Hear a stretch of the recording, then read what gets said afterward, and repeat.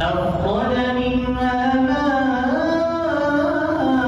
ماءها ومرعاها والجبال أرساها متاعا لكم ولأنعامكم فإذا جاءت الطامة الكبرى يوم يتذكر الإنسان ما سعى وبرزت الجحيم لمن يرى فأما من طغى وآثر الحياة الدنيا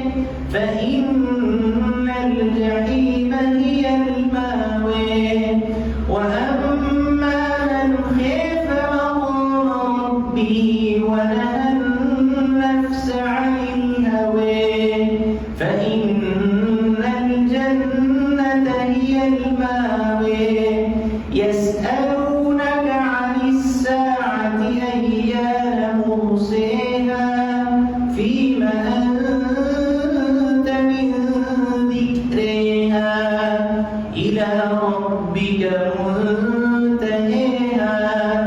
إنما أنت منذر من يخشاها كأنهم يوم يرون